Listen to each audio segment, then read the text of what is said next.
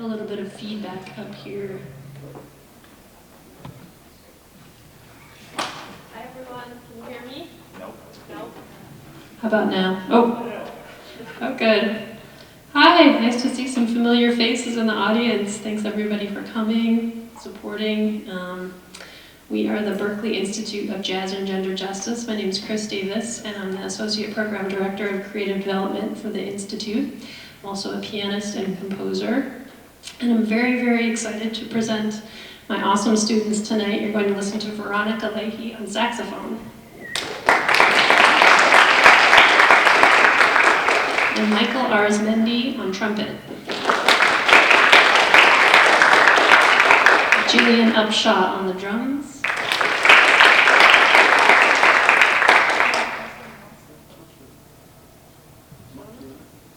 David Nakiona on bass. Luke Walker on the steel pan. And Irina Bagariakova on vocals this evening. So we're going to play some pieces from a new book that the Institute released last year called The New Standards, which features compositions by 101 women composers. So I hope you enjoy. This first piece is by a great vocalist named Gretchen Parlato called Circling.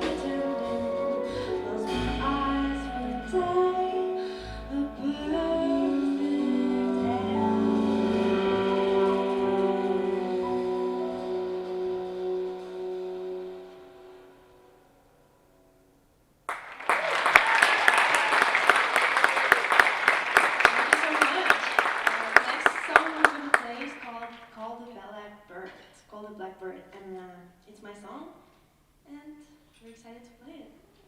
Yeah.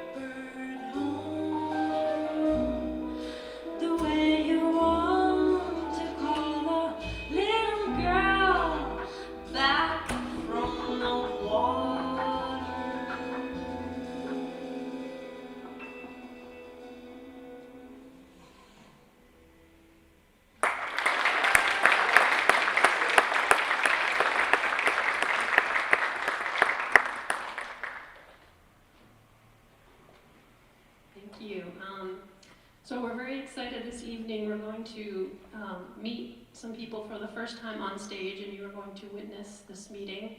We're going to play a piece by Alice Coltrane called Blue Nile, and we're going to have some students from the Algonquin High School come up and play with us. I haven't met them yet. I hope we met some of them in the band room. I hope you all come up and take a chorus or two on this blues with us. I'd also like to introduce my son, Benjamin Radley. He's going to come up and play with us. He's very excited. Come on up. He's in the 4th grade in Peasley, and I also want to thank Ms. Whalen for having us and organizing this concert. So thank you, wherever you are back there. And also my husband, Nate Radley, who plays guitar and also teaches at Berklee.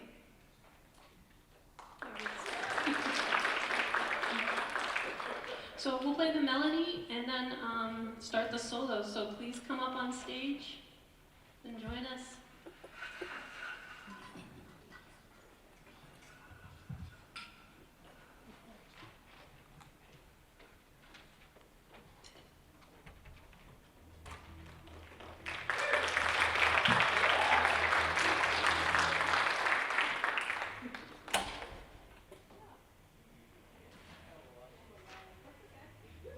We're going to keep this going for a while, so everybody gets a chance. We want to hear you.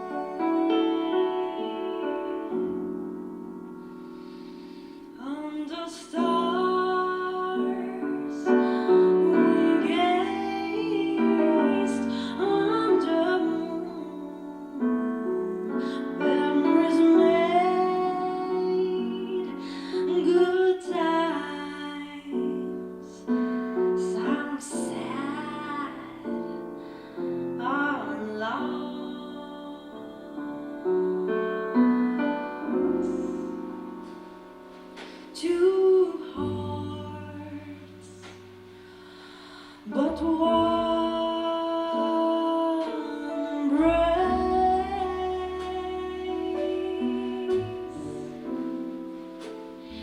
and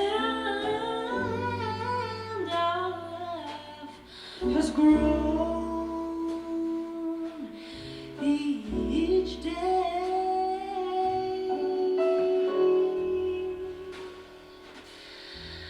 and in time we'll see that our life is a dream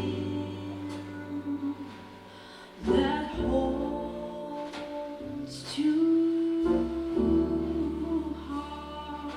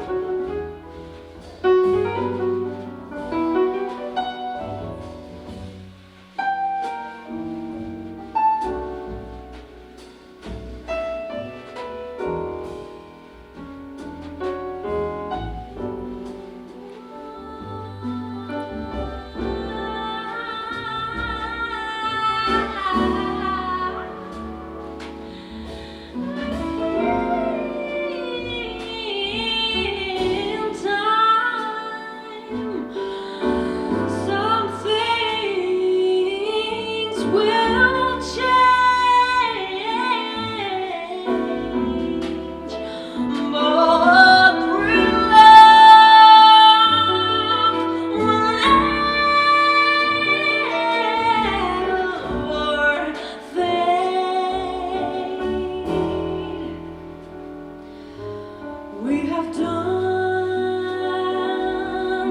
our best to have no regrets. We will sing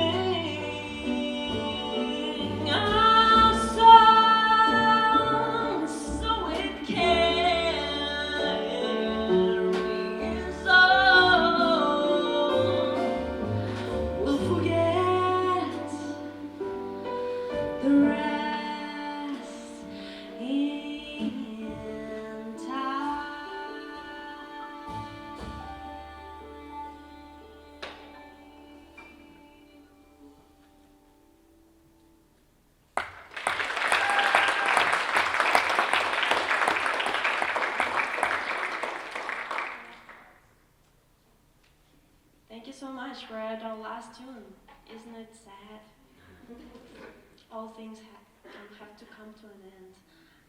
But this is another Alice Coltrane's tune called Los Caballos, which translates as horses, as we learned today.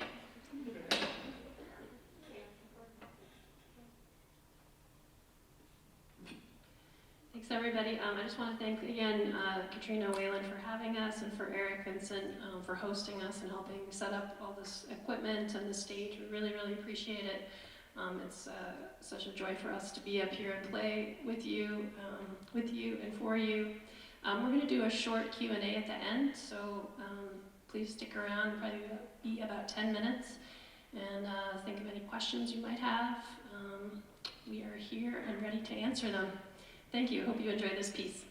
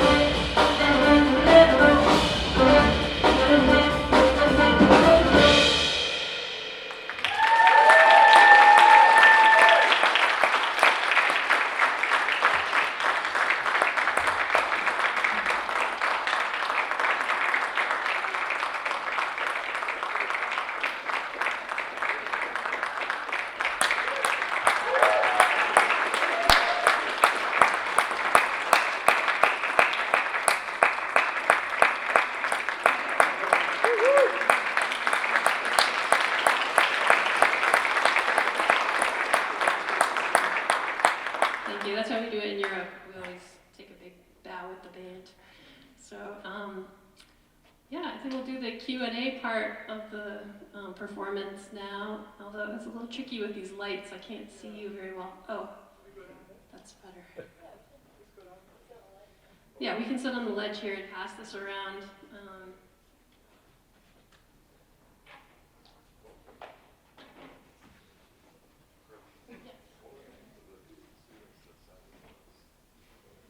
Yeah, Nate had a very good idea. Maybe we can introduce the students that sat in with us, since we also haven't met them yet. So will you come up and introduce yourselves? Thank you.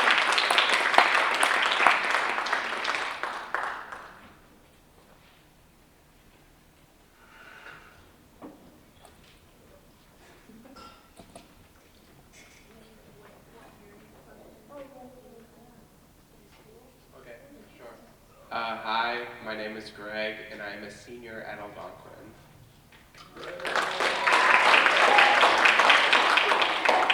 My name is Ben. I'm a sophomore at Algonquin. Hi, I'm Noah. I'm also a senior at Algonquin. I'm Andrew, and I'm also a senior at Algonquin. And your professor, Eric Vincent, said that one of you is going to Berklee. Is that true? Oh, next year, excellent. Well, welcome. Now you know some folks here. Hopefully you'll reach out to us at the Institute. And yeah, you're already on your way to building a community there. So that's awesome. Welcome.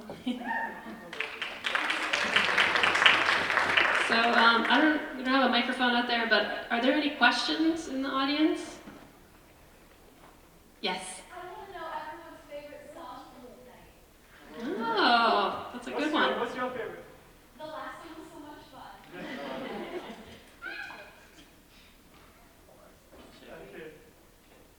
My favorite is Circling from First Beat. Lawns by Carly Blake. Ballad.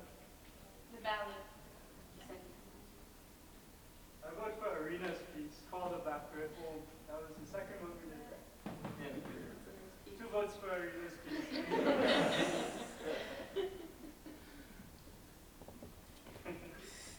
Well, maybe I can tell you a little bit about this book that we put out at the Institute.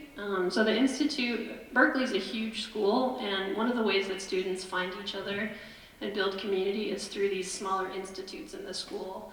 And some of them are focused on social justice issues, some are focused on musical elements, like there's a microtonal institute, and maybe you'll find your way to the microtonal institute at some point.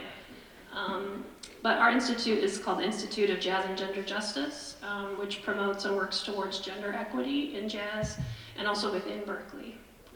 So we put out a book last year to work towards creating equity and inclusion especially for women in jazz, by creating this book of 101 compositions by women composers. So that's most of the pieces we played tonight are from that book. The last piece is not.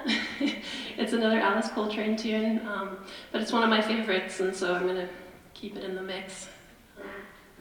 Any questions about the book? Yes? No, not about the book. Or not about the book, but anything in general? I know that Berklee offers a bachelor's, but do you also offer an associate's?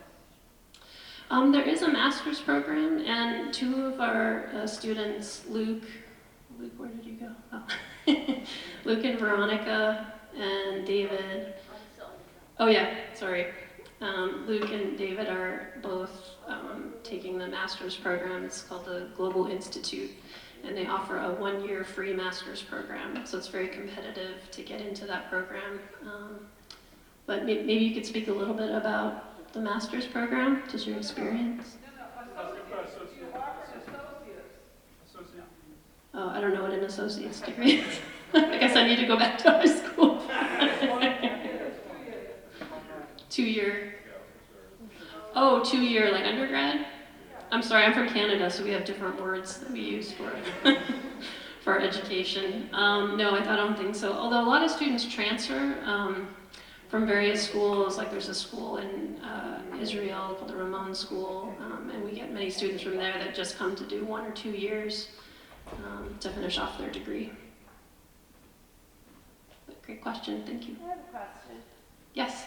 Can you speak or comment on what it's like to perform these pieces as opposed to, say, a jazz standard or something more well-known?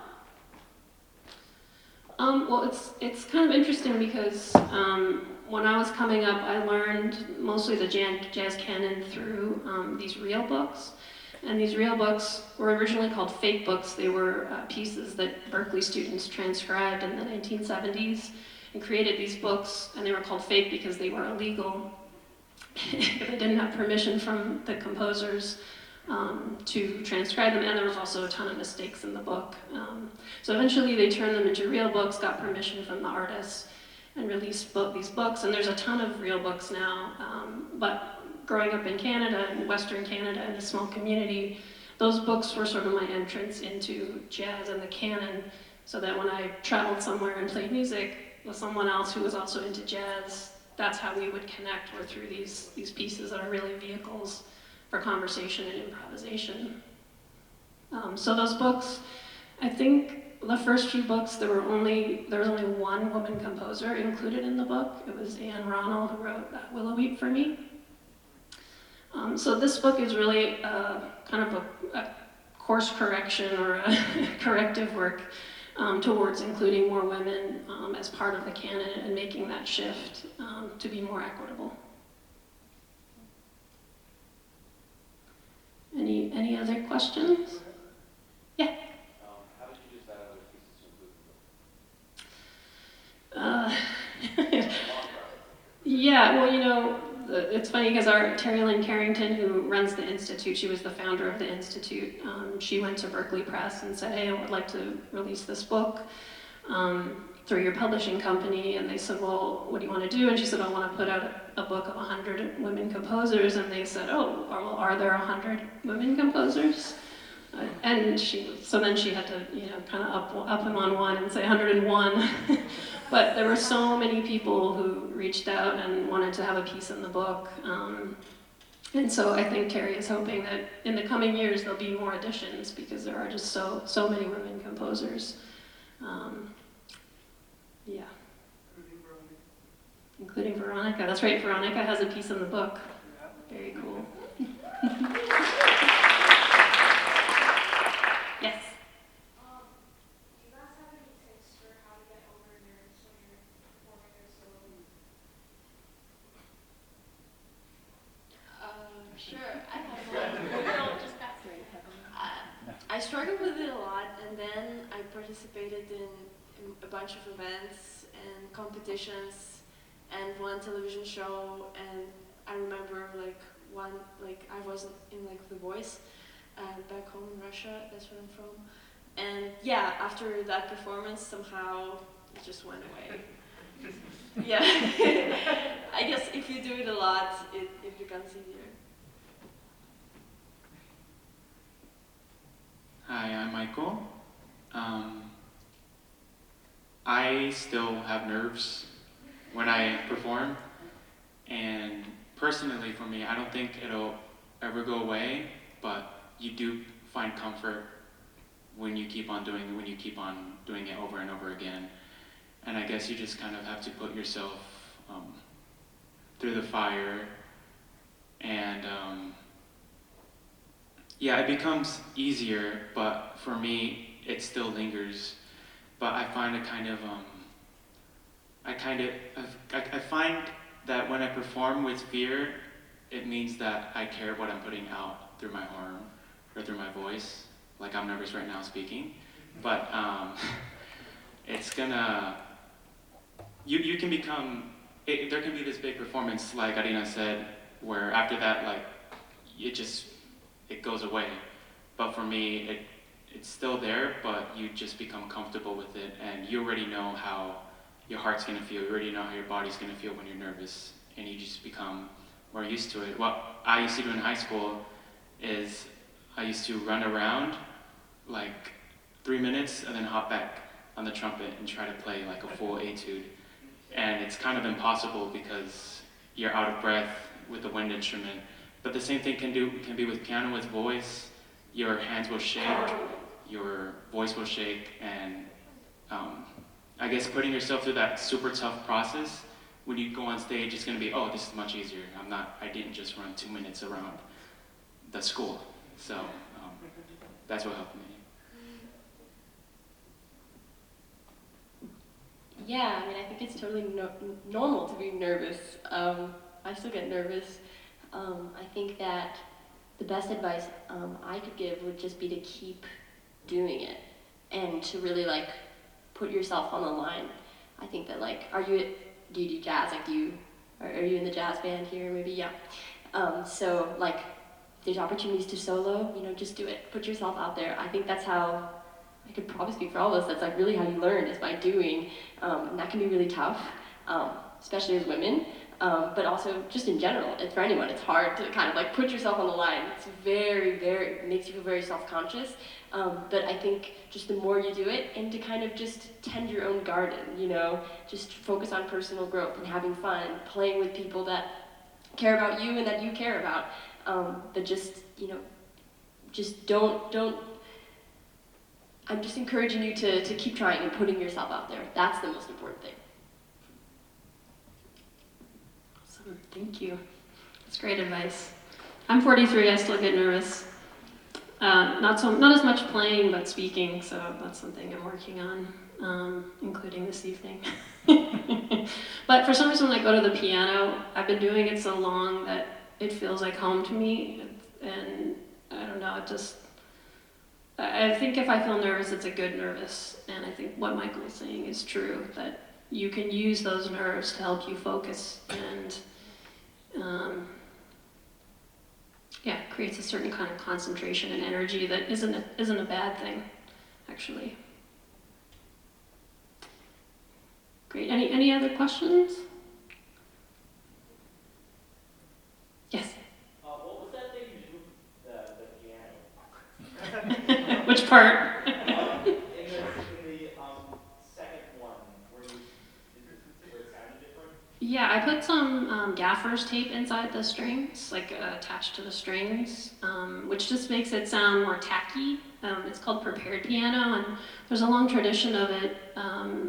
It started with John Cage, although people find people before John. Now, of course, I did it before him, but he'll put little, sometimes magnets or erasers or just different things in the back of the piano in between the strings, and it gives it all these different kinds of effects. It can make it sound like a big percussion section or like a gamelan section.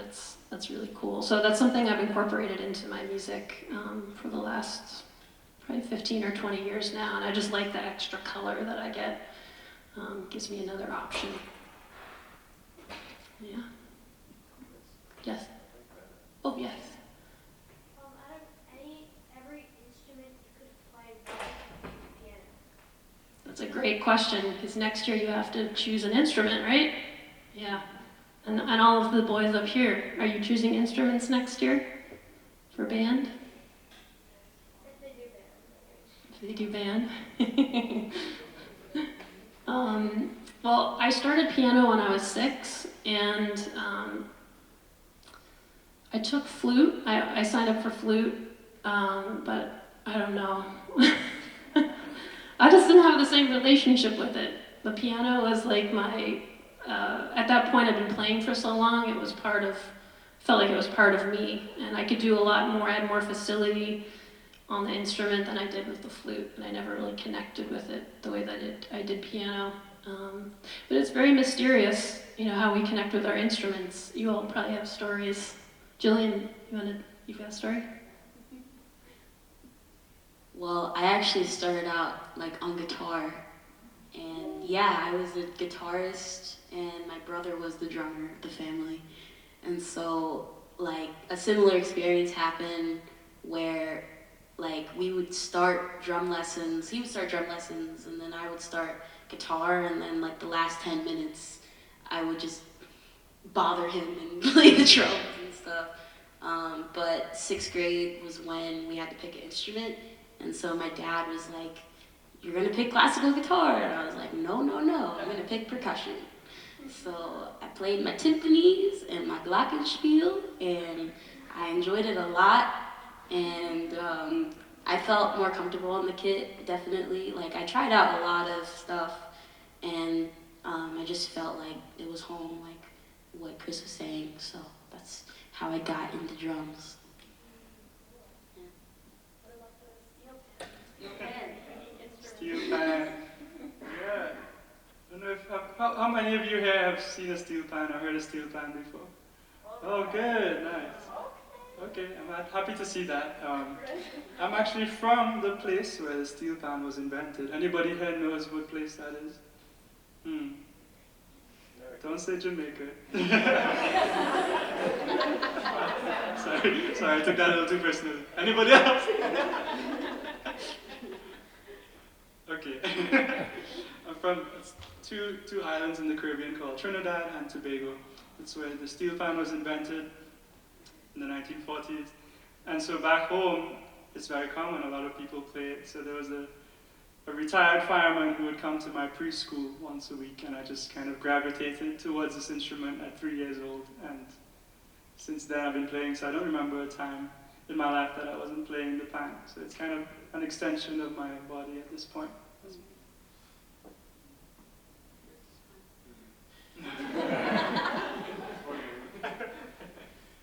I just wanted to say, I just did a quick Google.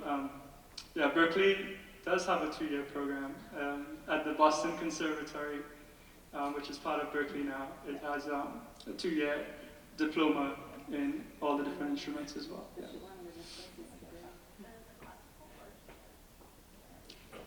It said vocal, so it's probably classical. Yes, yes, classical. One last question? One more. I'd love to hear about everyone's like biggest personal musical influence, either on your instrument or like in a different instrument. Like someone who's inspired you a lot and like influenced your playing. What's yours? Me? Good question. I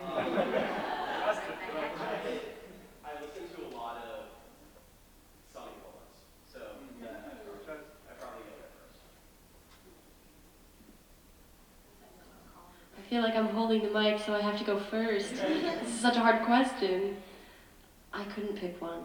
I guess if I had to pick one for saxophone, it would have to be Charlie Parker, because he's like always living in my mind at all times. But I mean, the list could go on and on. It goes like really far beyond like jazz, you know. I feel like if I had to, I mean, I'll just take this moment to say I really, really encourage like all of the students to just like really expand what you're listening to, you know. Like I have a practice, I try to listen to at least one new song every day just to make sure I'm always expanding. It's easy to go like 4 months and realize you haven't listened to new music. So yeah, like really try to expand beyond what you think you like, and go beyond saxophone players too, because you'll learn a lot by transcribing piano players, or like I recently did a piano transcription. I did a Vijay Iyer transcription on saxophone, and it was like the wildest thing. But you'll learn a lot, you know, by like listening to other piano players and transcribing them, or trumpet players or whatever, vocalists, not, you know, stuff that's not jazz. But yeah, if I had to pick one, I guess it would be Bird. Oh God, I'll say Cecile McLaurin, because that's the first thing that came to mind. Cecile McLaurin Salon. She's a contemporary jazz vocalist. For artists that's most influenced me is Kendrick Lamar. Yeah. And for trumpet, it would be Marquise Hill.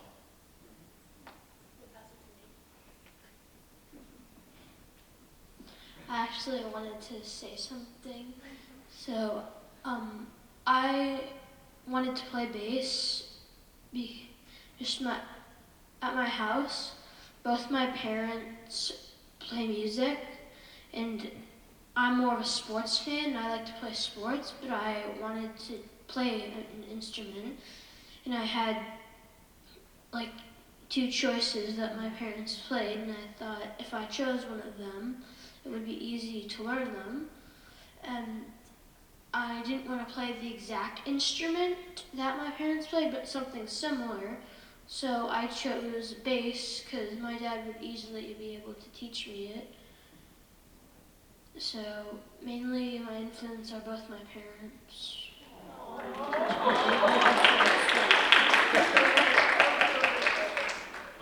I'll be very quick. I saw a picture of Jimi Hendrix when I was 12 years old, and I thought it was the coolest thing I'd ever seen.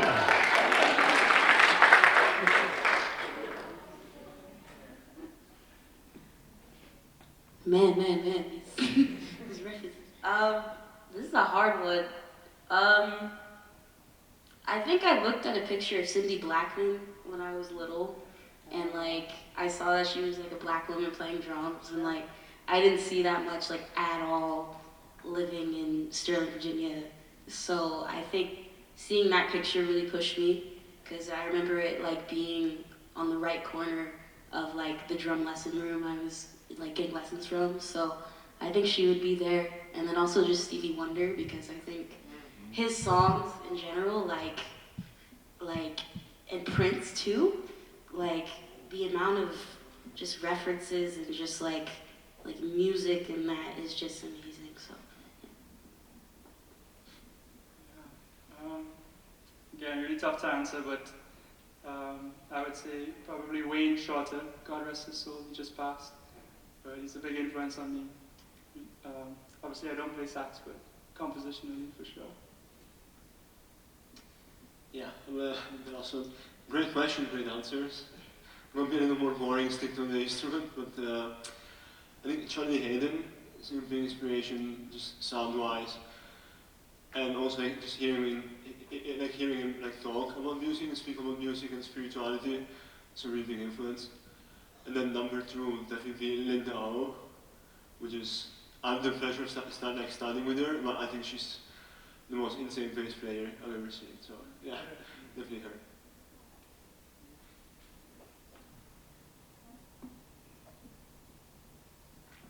Thanks everybody. I'm gonna just join Luke in saying definitely Wayne Shorter is a big influence, and I'll leave you with one of his great quotes. He has so many good quotes, but one of my favorites is, "Jazz means I dare you."